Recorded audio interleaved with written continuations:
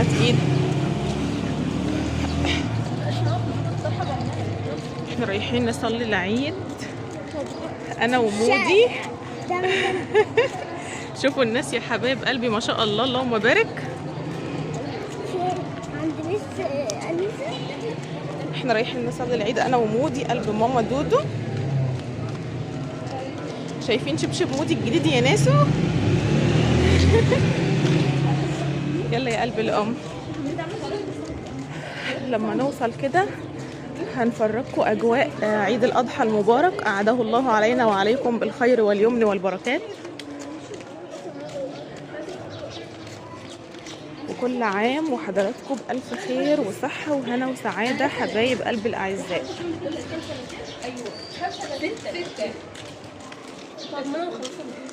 بتقول لاصحابك ايه يا مودي؟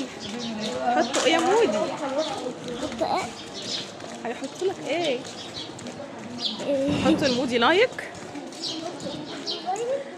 حلو زي قلوبكم. شوفوا الناس ما شاء الله اللهم بارك، كله خارج لصلاة عيد الأضحى.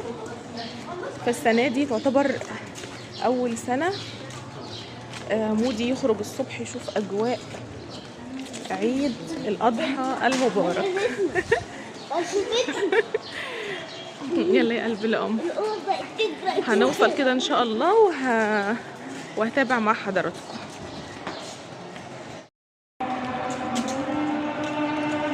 هنا قربنا نوصل للساحة اللي احنا هنصلي فيها العيد، وده يعتبر زي ما قلت لحضراتكم عيد مختلف بالنسبة لمودي قلب دودي، لان احنا ما كناش بنخرج خالص لصلاة العيد الصبح، كنا بنحتفل باجواء العيد الليلية، لان مودي كان لسه صغير في السن شوية فكان بينام الصبح، فما كنتش بقدر اقلقه، ما كنتش بقدر اقلق مودي من النوم. فالسنة دي بقى خلاص مودي متحمس انه هيروح يصلي العيد.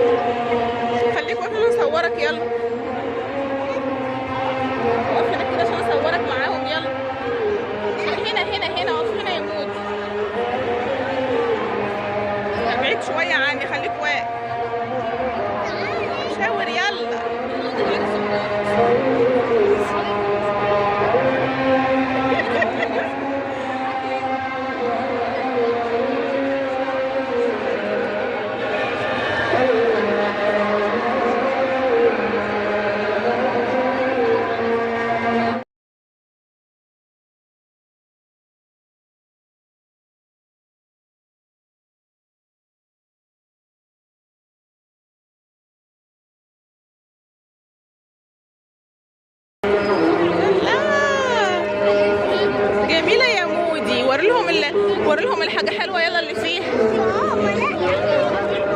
وري لهم حلويات العيد يلا اللي بتتوزع. الله امسكها كده.